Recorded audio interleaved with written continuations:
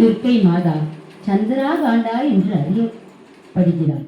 அன்னையின் ரூபத்தை காணும் போது அவள் 10 கைகளோடு மிக கம்பீரமாக காட்சியளிக்கிறார்.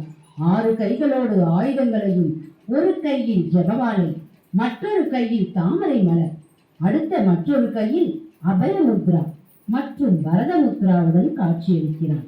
அன்னை மாதா சந்திராகாண்டா குண்டலினி சக்தியில் 3வது சக்கரமான மணிப்பூரக சக்கரத்திற்கு அதிபதியாக இருக்கிறார்.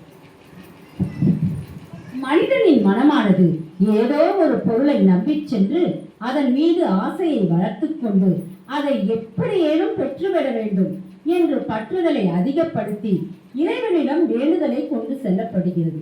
ஒருவேளை இறைவன் வேண்டுதலை நிறைவேற்றிவிட்டால் அப்பொருள் கிடைத்த ஆனந்தத்தில் மற்றொரு பொருள் மீது ஆசை செலுத்தி தொடர்ந்து இறுதியில் ஆசை என்பது பேராசை என்ற நிலைமைக்கு வந்துவிடும்.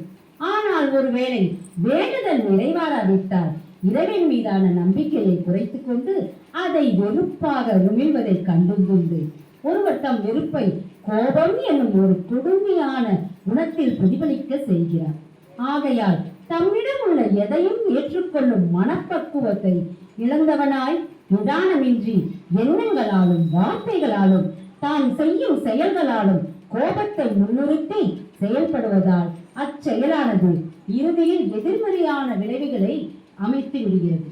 எனவே பொறுமை என்னும் தெய்வீக குணத்தை கோபம் என்னும் காட்டு அசுரன் ஆட்சி செய்யும் இடமாக மாறி இறை சிந்தனையும் இறைஞானமும் இறுதி வரை கிட்டாமல் போக வாய்ப்பு இருக்கிறது.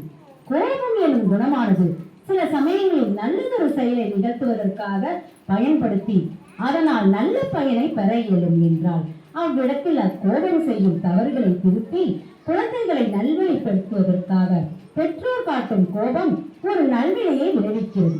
அதுபோல் நவராத்திரியில் துர்க்கை அன்னை தன் கைகளால் பல்வேறு ஆயுதங்களை ஏந்தி அசுரர்கள் மீது அவர் தம் பக்தியின் வழிமான் இறைவனிடம் தவம் புரிந்து வரங்களை பெற்றுக்கொண்டு அந்த வரங்களை தவறான முறையில் பயன்படுத்தி மேலும் மேலும் பாவங்களை செய்து கொண்டிருப்பதை காண இயலாத அன்னையான ஆதிபரா சக்தி சம்ஹாரம் என்ற பெயரில் அசுரர்களை வதம் செய்து அவர்களை பாவக்கடலில் இருந்து மீட்டெடுத்து வீடு பேரும் என்னும் மோட்ச நிலையை வழங்குகிறார். அப்படியெனில் அன்னை விஸ்வரூபம் எடுத்து கடும் கோபம் கொண்டு அசுரவதம் செய்த அவர்களுக்கு முக்தியினை வழங்குவதால் அவளின் கோபமும் நல்வினையே உண்டாக்குகிறது. நம்மை படைத்த கடவுளுக்கு யார் யாருக்கு எந்தெந்த நேரத்தில் எவற்றை வழங்கினால் நல்லது என்பதை அறிந்து தீயதை விளைவிக்கும் வேண்டுதலுக்கு செவிசாய்க்காமல் நல்லதொரு வேண்டுதலை நிறைவேற்றி வைப்பார். அதுவரை நமக்கு பொறுமை என்பது மிக அவசியமான ஒன்று. அந்த பொறுமைக்கு காலனாக இருக்கும் கோபம் என்னும் அரக்கனை வதம் செய்து பொறுமையை தருமாறு நவராத்திரியின் 3ஆம் நாளில் துர்க்கையின் அவதாரமான தேவி சந்திராகாண்டா அன்னையிடம் வரமாக பெற வேண்டும்.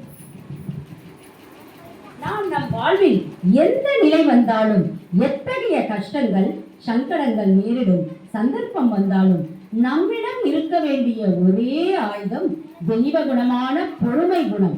பொறுமை என்னும் குணம் நமக்கு வரும் துன்பங்கள் மழை போல பெரியதாக இருந்தாலும் பனியை கரைப்பது போல் கரைத்து கடுகளவிற்கு துன்பங்களின் அளவை குறையச் செய்து மன உளைச்சலில் இருந்து விடுவித்து வாழ்வில் நிம்மதியை தர வல்லது.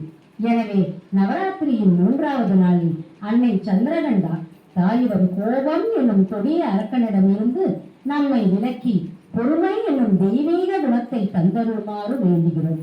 ஒரு சின்ன கதை